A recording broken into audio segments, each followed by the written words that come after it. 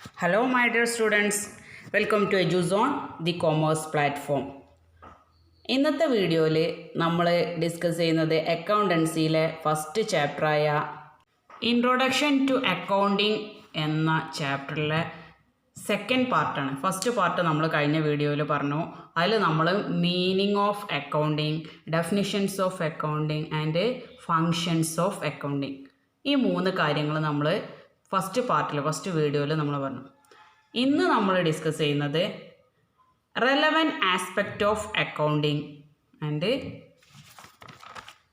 Branches of അക്കൗണ്ടിങ്ങിൻ്റെ ബ്രാഞ്ചസും, ഈ രണ്ട് കാര്യങ്ങളാണ് ഇന്നത്തെ വീഡിയോയിൽ നമ്മൾ ഡിസ്കസ് ചെയ്യുന്നത്.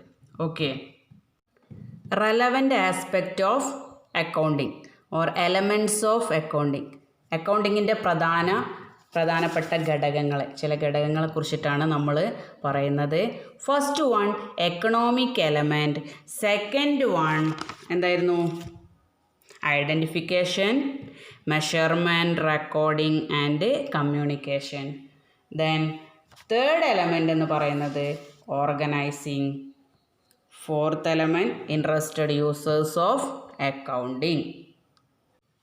ഒന്നാമത്തത് എക്കണോമിക് ഇവൻ്റ് ആണ്, സാമ്പത്തിക പ്രവർത്തനമാണ്. അക്കൗണ്ടിങ് ഒരു സാമ്പത്തിക പ്രവർത്തനമാണ്, അല്ലേ? അതായത് transaction which are measurable in monetary terms. അക്കൗണ്ടിങ്ങിൻ്റെ ഇതിൽ ഒരു ബിസിനസ്സിൻ്റെ ട്രാൻസാക്ഷൻ എങ്ങനെയാണ്? മോണിറ്ററി ടേംസിലാണ്, ക്വാണ്ടിറ്റേറ്റീവ് ബേസിലാണ് ട്രാൻസാക്ഷൻ നടക്കുന്നത്. Okay, economic events, transaction which are measurable in monetary terms, സാമ്പത്തികമായിട്ട് മോണിറ്ററി ടേംസിലാണ് ട്രാൻസാക്ഷൻ നടക്കുന്നത്. എക്കണോമിക് ഇവൻറ്റിനെ രണ്ടായിട്ട് ക്ലാസിഫൈ ചെയ്തിട്ടുണ്ട്. Classification of economic event into two ഏതൊക്കെയായിരുന്നു? ഇൻറ്റേർണൽ, ഈ ഗ്രാഫ് നോക്കുക, internal and external event. External event means a transaction between an outsider and organisation. ഒരു ഓർഗനൈസേഷനും ഓർഗനൈസേഷൻ്റെ പുറത്തുള്ള ആളുകളും അല്ലെങ്കിൽ പുറത്തുള്ള ഫേമും അല്ലെങ്കിൽ പുറത്തുള്ള മറ്റു കാര്യങ്ങളുമായിട്ടുള്ള ട്രാൻസാക്ഷനാണ് എക്സ്റ്റേണൽ ഇവൻ്റ് എന്ന് പറയുന്നത്. അതിന് എക്സാമ്പിളാണ് sale of goods to customer. പുറത്തുള്ള ആൾക്കാണ് അല്ലേ സാധനങ്ങൾ വിൽക്കുന്നത്, കസ്റ്റമർക്കായാൽ ബിസിനസ്സിൻ്റെ പുറത്ത് പോയി, അല്ലേ? അതേസമയം പർച്ചേസ് ഗുഡ്സ് ഫ്രം സപ്ലയറുടെ അടുത്തുനിന്ന് ഇങ്ങോട്ട് വാങ്ങി, ട്രാൻസാക്ഷനാണ്. നമ്മൾ ക്യാഷ് അങ്ങോട്ട് കൊടുക്കുകയാണ് അല്ലെങ്കിൽ ക്യാഷ് ഇങ്ങോട്ട് വാങ്ങുകയാണ്. അത് രണ്ടും ഒന്ന് ബിസിനസ്സിൻ്റെ ഉള്ളിലും ഒരാൾ ബിസിനസ്സിൻ്റെ പുറത്തുമാണ്. ഇതാണ് എക്സ്റ്റേണൽ ഇവൻറ്റ്. അപ്പോൾ ഇൻറ്റേർണൽ ഇവൻ്റ് എന്തായിരിക്കും? ട്രാൻസാക്ഷൻ ബിറ്റ്വീൻ ഇൻറ്റേർണൽ ഓർഗനൈസേഷൻ, അതായത് വിത്തിൻ ദി ഓർഗനൈസേഷനാണ്. ട്രാൻസാക്ഷന് ഓർഗനൈസേഷൻ്റെ ഉള്ളിൽ തന്നെ നടക്കുമ്പോൾ അതിനെ ഇൻറ്റേർണൽ ഇവൻറ്റ്സ് എന്ന് പറയും. ഓക്കെ, എന്താണ് അതിന് example? Payment of wage to എംപ്ലോയിക്ക് സാലറി കൊടുക്കുന്നത്, അതായത് എംപ്ലോയി ബിസിനസ്സിൻ്റെ ഉള്ളിലുള്ള ആളാണ്, സാലറി അയാൾക്ക് തന്നെ കൊടുക്കുന്നത്. Supply material from production department to store department, അതായത് സ്റ്റോറിൽ നിന്ന് റോ മെറ്റീരിയൽ പ്രൊഡക്ഷൻ ഡിപ്പാർട്ട്മെൻറ്റിൽ നിന്ന് വാങ്ങുന്നത്. അതേസമയം പ്രൊഡക്ഷൻ ഡിപ്പാർട്ട്മെൻറ്റ് സെയിൽസ് ഡിപ്പാർട്ട്മെൻറ്റിന് സാധനങ്ങൾ ഉണ്ടാക്കിയ പ്രൊഡക്ഷൻ തിരിച്ച് ഗുഡ്സ് കൊടുക്കുന്നത്. ഇതൊക്കെ ഇൻറ്റേർണൽ ഇവൻ്റാണ്. ഓക്കെ, ബിസിനസ്സിൻ്റെ ഉള്ളിൽ തന്നെയാണ്. അതായത് ആ ബിസിനസ്സിൻ്റെ ഡിപ്പാർട്ട്മെൻറ്റുകൾ തമ്മിൽ തന്നെ, ഉള്ളിലുള്ള ഡിപ്പാർട്ട്മെൻറ്റുകൾ തമ്മിൽ നടത്തുന്ന ട്രാൻസാക്ഷനാണ് internal events, internal transaction. Okay, അപ്പോൾ എക്കണോമിക്സ് ഇവൻറ്റ്സ് പറഞ്ഞാൽ transaction which are measurable in monetary terms ആണ്. ക്ലാസിഫിക്കേഷൻ ഓഫ് എക്കണോമിക് ഇവൻറ്റ്സ് എന്ന് പറയുന്നത് ക്ലാസിഫൈ ചെയ്യുമ്പോൾ എക്സ്റ്റേണൽ ഇവൻറ്റ് പറഞ്ഞാൽ transaction between and outside and ഓർഗനൈസേഷനും ഔട്ട്സൈഡറും തമ്മിലുള്ള ട്രാൻസാക്ഷനാണ്. ഇൻറ്റേർണൽ ഇവൻ്റ് എന്ന് പറയുന്നത് transaction between internal organisation within the difference department within the ഓർഗനൈസേഷൻ്റെ ഉള്ളിലുള്ള തന്നെ വ്യത്യസ്ത ഡിപ്പാർട്ട്മെൻറ്റുകൾ തമ്മിൽ നടത്തുന്ന ട്രാൻസാക്ഷനാണ് ഇൻറ്റേർണൽ ട്രാൻസാക്ഷൻ. അപ്പോൾ ഒന്നാമത്തെ റെലവൻ്റ് ആസ്പെക്റ്റ് കഴിഞ്ഞു.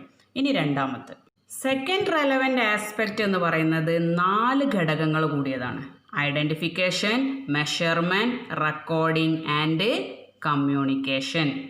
ഓക്കെ, അപ്പോൾ ഫസ്റ്റ് വൺ ഐഡൻറ്റിഫിക്കേഷൻ. എന്താ ഐഡൻറ്റിഫിക്കേഷൻ എന്ന് പറയുന്നത്? Observing and selecting the financial transaction. Observing and selecting the financial transaction. അതായത് ബിസിനസ്സിൽ നടക്കുന്ന പ്രവർത്തനങ്ങളിൽ അക്കൗണ്ടിൽ രേഖപ്പെടുത്തേണ്ടവയെ കണ്ടെത്തുക, ഒബ്സർവ് ചെയ്യാണ് എന്നതാണ് ഇതുകൊണ്ട് ഉദ്ദേശിക്കുന്നത്. Observing and selecting the financial transaction. Second one measurement, measure ചെയ്യുക, അളക്കുകയാണ്. ക്വാണ്ടിഫിക്കേഷൻ ഇൻ മോണിറ്ററി ടേംസിൽ, അതായത് ബിസിനസ്സിൻ്റെ ഇടപാടുകളെ പണമൂല്യം കൊണ്ട് അളന്ന് തിട്ടപ്പെടുത്തുന്ന പ്രവർത്തനമാണ് measurement. Quantification in monetary terms, it means quantification of business transaction into financial terms by using monetary units, rupees എന്നുള്ള രൂപത്തിൽ ചെയ്യുന്നതാണ് measurement. Third point recording in chronological order. അതായത് once the economic events are identified and measured, they are recorded in the books of accounts in a chronological order. അതായത് ബിസിനസ്സിലെ ഇടപാടുകളെ കണ്ടെത്തുക, identify ചെയ്തു, അവയെ പണം കൊണ്ട് തിട്ടപ്പെടുത്തി, മെഷർ ചെയ്തു, ഇതൊക്കെ ചെയ്തു കഴിഞ്ഞാൽ പിന്നെ എന്താ ചെയ്യുക? അവ ബിസിനസ്സിൻ്റെ കണക്ക് പുസ്തകത്തിൽ കൃത്യമായി രേഖപ്പെടുത്തുന്ന പ്രവർത്തനം, ക്രോണോളജിക്കൽ ഓർഡറിൽ രേഖപ്പെടുത്തുന്ന പ്രവർത്തനമാണ് recording. Fourth point communication. Communication എന്ന് പറഞ്ഞാൽ എന്താ? The summarized accounting information has to be communicated in a proper form to the internal as well as external users. Accounting റിപ്പോർട്ടുകൾ യഥാസമയം ആവശ്യക്കാർക്ക് എത്തിച്ചു കൊടുക്കുക എന്നതാണ് കമ്മ്യൂണിക്കേഷൻ കൊണ്ട് അർത്ഥമാകുന്നത്. അതായത് generated accounting reports should be communicated to internal and external users. ഈ അക്കൗണ്ടിങ്ങിൻ്റെ റിപ്പോർട്ട് ഇൻറ്റേർണലായിട്ട് ബിസിനസ്സിൻ്റെ ഉള്ളിലും പുറത്തുള്ള പ്പെട്ട ആളുകൾക്ക് ഈ വിവരം എത്തിച്ചു കൊടുക്കുക കമ്മ്യൂണിക്കേഷനാണ്. അതായത് right information is communicated to right person in right time. Okay, അപ്പോൾ സെക്കൻഡിൽ പോയിന്റിൽ വരുന്നത് identification, measurement, recording and communication. Third relevant aspect എന്ന് പറയുന്നത് ഓർഗനൈസേഷനാണ്. അതായത് ലാഭം കിട്ടുന്ന ബിസിനസ്സാണെങ്കിലും അല്ലാത്ത ബിസിനസ്സാണെങ്കിലും ഓർഗനൈസേഷൻ, അതായത് ഒരു ബിസിനസ് സ്ഥാപനത്തിന് പറയുന്ന പേരാണ് ഓർഗനൈസേഷൻ. ഈ ഓർഗനൈസേഷനിൽ ലാഭം കിട്ടുന്ന അല്ലെങ്കിലും അവിടെയും നമ്മൾ ഉപയോഗിക്കുന്നത് അക്കൗണ്ടിംഗ് ആണ്, അല്ലേ? ഈ ടേംസിലെ കാര്യങ്ങളൊക്കെ ഉപയോഗിക്കുന്നത് ഒരുപാട് ഓർഗനൈസേഷൻസ് ഉണ്ട്. അത് സോൾ ട്രേഡറാണ്, പാർട്ട്ണർഷിപ്പ് ആവാം, കമ്പനി ആവാം, കോപ്പറേറ്റീവ് സൊസൈറ്റി ആവാം, അങ്ങനെ ഒരുപാട് ഓർഗനൈസേഷനുകളാവാം. അതായത് അതായത് ബിസിനസ്സിൻ്റെ ഓർഗനൈസേഷൻ ഒരു ടെക്നിക്കാണത്, ഒരു ടേംസാണ് ഓർഗനൈസേഷൻ. ഫോർത്ത് പോയിൻ്റ് എന്ന് പറയുന്നത് interested users of accounting information. ആരോടൊക്കെയാണ് ഇൻഫർമേഷൻ കൊടുക്കേണ്ടത്, ആർക്കൊക്കെയാണ് ഈ ബിസിനസ്സിൻ്റെ അക്കൗണ്ടിങ് ഇൻഫർമേഷൻ ഉപകാരപ്പെടുന്നത്? അത് ഇൻറ്റേർണൽ യൂസേഴ്സും ഉണ്ട്, എക്സ്റ്റേണൽ യൂസേഴ്സും ഉണ്ട്. ഇൻറ്റേർണൽ യൂസേഴ്സ് ആരൊക്കെയാണെന്നും എക്സ്റ്റേണൽ യൂസേഴ്സ് ആരൊക്കെയാണെന്നും നമുക്ക് പറയാം. First one owners. ഉടമസ്ഥർക്ക് അറിയണം, അല്ലേ? അക്കൗണ്ടിങ് അറിയേണ്ട ആവശ്യമാണ്. കാരണം നമ്മുടെ ബിസിനസ്സിൻ്റെ ഇപ്പോഴത്തെ കണ്ടീഷൻ എന്താണ്, അത് മുന്നോട്ട് പോവോ, അതിൻ്റെ ലാഭം എത്രയുണ്ട് എന്നൊക്കെ അറിയേണ്ട ബാധ്യത, അവകാശം ആർക്കുണ്ട്? ഓണേഴ്സിനുണ്ട്. ഇൻറ്റേർണൽ യൂസേഴ്സിൽ ഒന്നാണ്. എന്നിട്ട് മാനേജേഴ്സ്, അവരും ബിസിനസ്സിൻ്റെ ഉള്ളിലുള്ളവരാണ്, അല്ലേ? അവർക്കും ബിസിനസ് നല്ല രീതിയിൽ മുന്നോട്ട് പോകുന്നുണ്ടോ എന്ന് അവർക്ക് അറിയണം. പിന്നെ അത് മാത്രമല്ല, അത് അറിഞ്ഞാൽ അല്ലെങ്കിൽ അതിനനുസരിച്ചുള്ള മേക്കപ്പ് അവർക്ക് ചെയ്യണമെങ്കിൽ മാനേജേഴ്സിന് ബിസിനസ്സിൻ്റെ ഇപ്പോഴത്തെ പ്രസൻറ്റ് കണ്ടീഷൻ അറിഞ്ഞിരിക്കണം. അതുപോലെ എംപ്ലോയീസിന് അത് അറിഞ്ഞിരിക്കണം. എന്നാലേ അവർക്ക് നല്ല രീതിയിൽ പിന്നെ ലാഭം, ബിസിനസ് അവർക്ക് സ്ഥിരത ഉണ്ടോ, അവരുടെ ജോലിയിൽ സ്ഥിരതയുണ്ടോ, എല്ലാ കാര്യങ്ങളും അറിയണമെങ്കിൽ എംപ്ലോയീസും ബിസിനസ്സിൻ്റെ ഇൻഫർമേഷനെ കുറിച്ചിട്ട് അറിയണം, ബിസിനസ്സിൻ്റെ കണ്ടീഷൻ.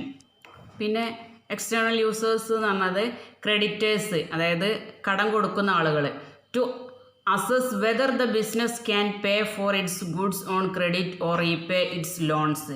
അതായത് പണം കടം കൊടുത്ത ആൾക്ക് അറിയണം ഈ ബിസിനസ്സിന് അയാൾക്ക് തിരിച്ച് കിട്ടാൻ വല്ല ചാൻസ് ഉണ്ടോ എന്ന് അറിയണമെങ്കിൽ ഇവരുടെ അക്കൗണ്ടിങ് ഇൻഫർമേഷൻ അറിയണം. അതെ, ഒരു നഷ്ടത്തിലോടുന്ന ബിസിനസ് ആണെങ്കിൽ ആരെങ്കിലും കടം കൊടുക്കുക ബിസിനസ്സിന്? ഇല്ല, അപ്പോൾ അത് അറിയണം.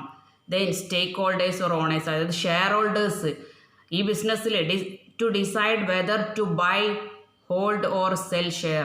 അവരെ ഷെയർ വാങ്ങണോ, ആ ഷെയർ കയ്യിൽ വെക്കണോ, അതോ അത് പെട്ടെന്ന് വിൽപ്പന നടത്തി കയ്യിൽ നിന്ന് ഒഴിവാക്കണോ എന്ന് അറിയണമെങ്കിൽ ബിസിനസ്സിൻ്റെ കണ്ടീഷൻ അറിഞ്ഞിരിക്കണം shareholders. Then vendors or customers, കസ്റ്റമേഴ്സിന് to assess the staying power of potential suppliers and customers. ഭാവിയിലെ കസ്റ്റമറും കാര്യങ്ങളൊക്കെ നമുക്ക് നടക്കാൻ പറ്റുന്ന ഒരു ബിസിനസ് ആണോ എന്ന് അറിയണം. Then government agency to calculate the amount of taxes to be paid. അവർക്ക് ടാക്സ് പേ ചെയ്യണമെങ്കിൽ, ഗവൺമെൻറ്റിന് ടാക്സ് പേ ചെയ്യണമെങ്കിൽ എന്ത് വേണം? ഇവരുടെ ഇൻകം കാര്യങ്ങളൊക്കെ അറിഞ്ഞിരിക്കണം, എന്നാലേ അവർക്ക് ടാക്സ് പേ ചെയ്യാൻ പറ്റുള്ളൂ അല്ലേ. ഇതൊക്കെ ഗവൺമെൻറ്റിനും അറിഞ്ഞിരിക്കണം. പിന്നെ അപ്പോൾ യൂസേഴ്സ് ഓഫ് അക്കൗണ്ടിങ് ഇൻഫർമേഷൻ ആരൊക്കെയാണ്? എക്സ്റ്റേണൽ യൂസേഴ്സിൽ customer, creditor, potential investors, government, academy, public ഒക്കെ. ഇൻറ്റേർണൽ യൂസേഴ്സ് എന്ന് പറഞ്ഞാൽ മാനേജ്മെൻറ്റ്, എംപ്ലോയീസ്, ഓണേഴ്സൊക്കെ. ഓക്കെ, അപ്പോൾ 4 റെലവൻ്റ് ആസ്പെക്റ്റുകളാണ് നമ്മൾ പറഞ്ഞത്. First economic events. എക്കണോമിക് ഇവൻറ്റ്സിൽ തന്നെ 2ആയിട്ട് ക്ലാസിഫൈ ചെയ്തു, internal and external events. Then second identification, measurement, recording and communication, അതായത് പ്രോസസ് ഓഫ് അക്കൗണ്ടിങ് ആയിരുന്നു അതിൽ പറഞ്ഞത്. തേർഡ് ഓർഗനൈസേഷൻ ടെക്നിക്കാണ് പറഞ്ഞത്. ഫോർത്ത് എന്തായിരുന്നു? ആരൊക്കെയാണ് ബിസിനസ്സിൻ്റെ ഉപഭോക്താക്കൾ, അതായത് ആ യൂസേഴ്സ് ആരൊക്കെയാണ് എന്ന്, ഇൻട്രസ്റ്റഡ് യൂസേഴ്സ് ഓഫ് അക്കൗണ്ടിങ് ആണ് നമ്മൾ 4 ആസ്പെക്റ്റുകളെക്കുറിച്ച്, റെലവൻ്റ് ആസ്പെക്റ്റ് പറഞ്ഞത്. ഇനി നമ്മൾ പ്രധാനമായിട്ടും പഠിക്കാൻ പോകുന്നത് ബ്രാഞ്ചസ് ഓഫ് അക്കൗണ്ടിങ്. അക്കൗണ്ടിങ്ങിൻ്റെ മീനിങ്ങും റെലവൻ്റ് ആസ്പെക്റ്റും ഫംഗ്ഷനൊക്കെ പറഞ്ഞ സ്ഥിതിക്ക് നമുക്ക് വിവിധ തരം ബ്രാഞ്ചുകളുണ്ട്. അക്കൗണ്ടൻസിയുടെ പ്രധാനപ്പെട്ട 3 ബ്രാഞ്ചുകളെ കുറിച്ചിട്ടാണ് നമ്മളിനി പറയാൻ പോകുന്നത്. ഏതൊക്കെയാണ് 3 branches? Financial accounting, cost accounting and management accounting. അല്ലെ, ഫസ്റ്റ് വൺ ഫിനാൻഷ്യൽ അക്കൗണ്ടിങ്.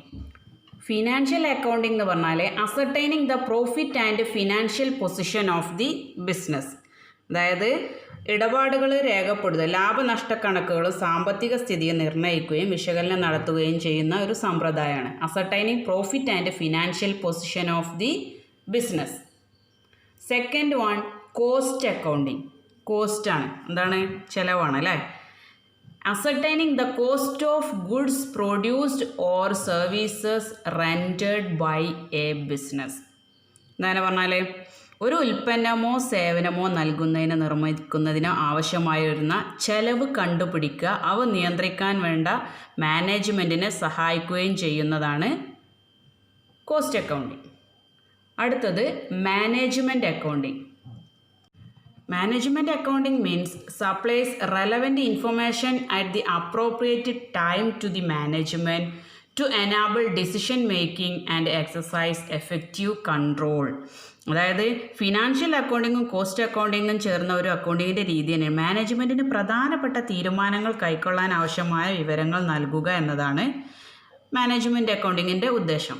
അതായത് ഫിനാൻഷ്യൽ അക്കൗണ്ടിങ്, കോസ്റ്റ് അക്കൗണ്ടിങ് രണ്ടും കൂടി മിക്സ് ചെയ്തതാണ് മാനേജ്മെൻറ്റ് അക്കൗണ്ടിങ്. അതായത് മാനേജ്മെൻറ്റിന് പ്രധാനപ്പെട്ട തീരുമാനം കൈക്കൊള്ളാൻ ആവശ്യമായ വിവരങ്ങളൊക്കെ കൊടുക്കുന്നത് മാനേജ്മെൻറ്റ് അക്കൗണ്ടിങ് വഴിയാണ്. Supply relevant information at the appropriate time to the മാനേജ്മെൻറ്റിന് കറക്റ്റ് ടൈമിൽ ടു എനാബിൾ ഡിസിഷൻ മേക്കിംഗ്, തീരുമാനം എടുക്കാനും, ആൻഡ് എക്സസൈസ് എഫക്റ്റീവ് കൺട്രോൾ.